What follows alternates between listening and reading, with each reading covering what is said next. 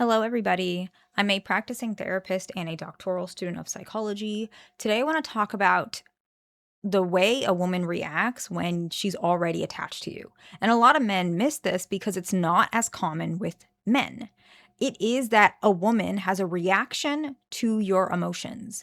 And today we're going to talk about different ways that can occur. So, some examples to illustrate more particularly or specifically so you guys know what it looks like. But first, I'd like to unpack some research. And so, just for the short answer, how a woman reacts when you already have her emotionally is she has a reaction to your emotions. So, one of the most replicated findings in research is when an emotion is somewhat contagious, okay? It is a tendency for the person to somewhat catch another person's emotions. Not really, but that's like exactly what it looks like. And there's a reason why. And so there are plenty of research added to this, but the most fundamental one or the most foundational one is the one that's in 1993. And some of you guys might know this research because it is quite popular. It's very well known. And so what actually happens is first, we do know based on many other research that people subconsciously mimic facial expressions, tone, posture, and other emotional signals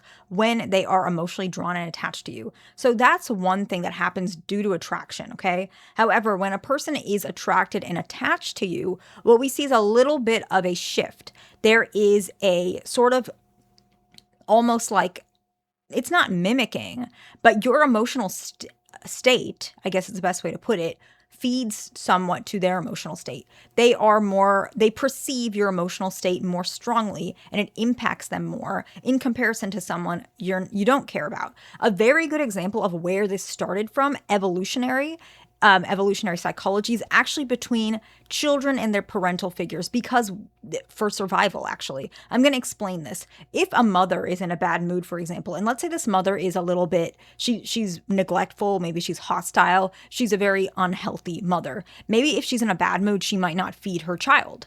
And so the child, what happens to this child? They become very attuned to their mother's moods. Actually, all children are, but those who are traumatized become even more attuned because they have to, because a mother's moods fluctuate. But even with a father, discipline, for example, or any sort of example, the reason this happens is because the child's survival, whether we want to admit it or not, it's not a fun thing to admit, but it can be based on their parents' emotions and moods. And so why does this occur when we care about someone? Love, the state between a child and a parent, does also come from some form of survival. And we can put that onto other people to form in social psychology, we call it a group, which could be a couple, right, in non-scientific terms, okay? And so what happens is these forming between groups, parent and child, a couple, these types of groups, they all have the fundamental formula that builds connection. It's the same thing. And one of that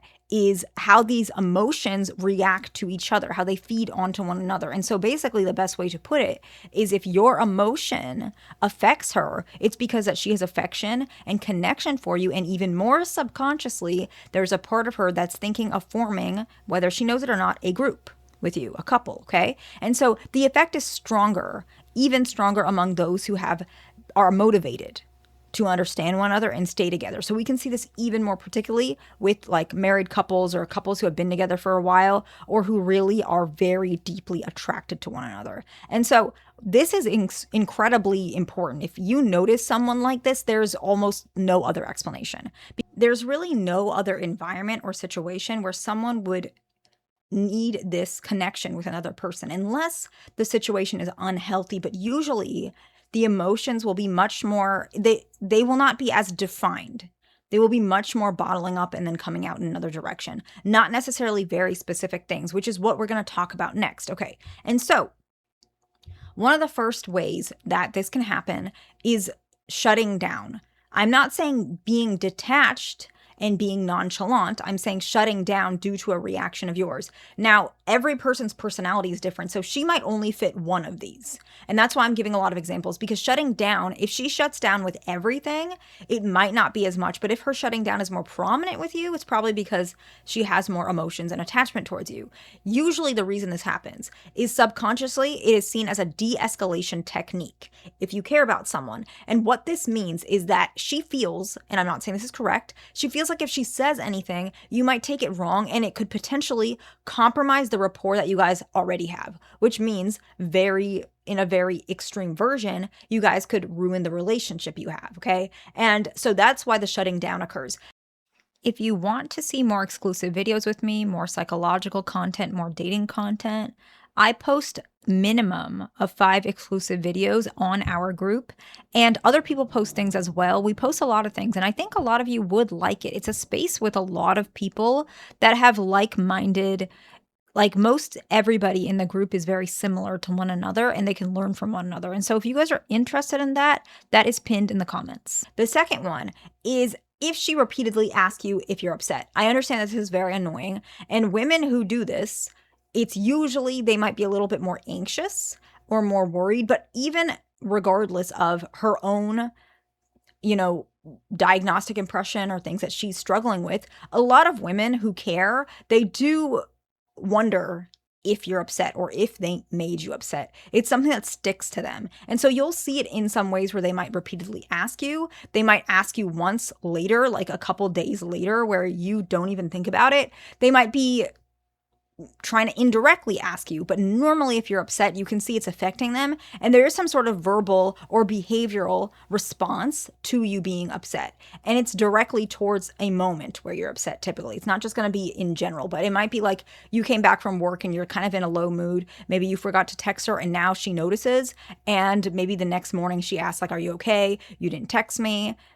Obviously, well, I shouldn't say obviously because sometimes you guys don't realize it, but this is a sign that she's attached to you, okay? So it's an example. The next one is over apologizing, okay? So some women do this when they are conflict avoidant, and so this one might not fit, but if you see that she's over apologizing to only you, this is a signal of interest. Now, if she over apologizes to everybody, it's likely that she doesn't like overwhelming emotions and she's conflict avoidant. However, if she does it even more to you, that could mean that your emotions matter more to her. So this one is much more particular if she's not conflict avoidant. If she is, this one, it completely depends, right? She could do this, she could not do this, she could just do this with everybody. So this one's most specific where you need to be mindful of. The next one is she's trying to indirectly make amends. Okay. Some women who struggle, speaking of apologizing, some people who struggle with accountability, they will do this instead of the one I just mentioned, okay? And so this one is where she's checking on you more and texting you more often than usual, okay? And so maybe she did something that made you mad, okay? Instead of apologizing, which is the healthier option, what she does is she checks on you about random things, even though it's pretty obvious that she's texting you more often. At least it's obvious to me. It might not be obvious to you. She's checking on you and texting you more often because she feels guilty that she hurt you, and she's trying to check if you're still okay so that you don't dump her or leave her, right? I mean, that's just true. It's not really the most healthiest. Actually, the next one is even more unhealthy. But just because these things are unhealthy doesn't mean I'm not going to share it. I'm not suggesting this should be, if you're a woman, I'm not suggesting you do this to show a man you care. I'm just saying if you are a man and you're struggling with this, these are signs. I don't agree with some of these things, okay? And the last one is another one I don't agree with. She kind of crashes out on you. So this one is definitely unhealthy, where she bottles up an emotion. She doesn't tell you what's happening. Obviously, there's poor communication skills, right? And yes, communication skills, sometimes it comes from trauma. She doesn't have experience with communicating. And so I'm not blaming her, but this is why it happens. Instead of asking you, is everything okay? Are we okay? Asking for reassurance, which is fine. She bottles it up because she doesn't want to admit she needs that for whatever many reasons. There are plenty, and I can make a video on that at some point, or we could talk about it in our group. She crashes out.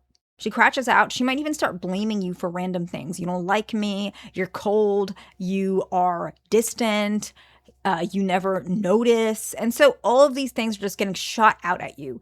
And what happens with men, rightfully so, and women too, if you've experienced this, I've experienced something like this, this is not the best way for anyone to respond. All you do is get uncomfortable and shut down, right? And so for you, you might think this isn't a sign that she likes me. This is a sign that she really doesn't like me. I know that's what it feels like. And I get that because I can understand this completely. Like that's how I think, at least. I think if someone crashes out at me, they don't like me and I need to basically just leave or get out of that situation. But actually, a lot of women, not all of them, right? Because I'm not like this, but a lot of women, what they do is when they're upset, they actually double down. And I have friends like this, which is why I'm kind of explaining it from that perspective. They will hold something in and not tell you, and then they'll just crash out at you multiple things, just spike you with multiple, almost like accusations. And then you find out later the reason is because she's upset at you.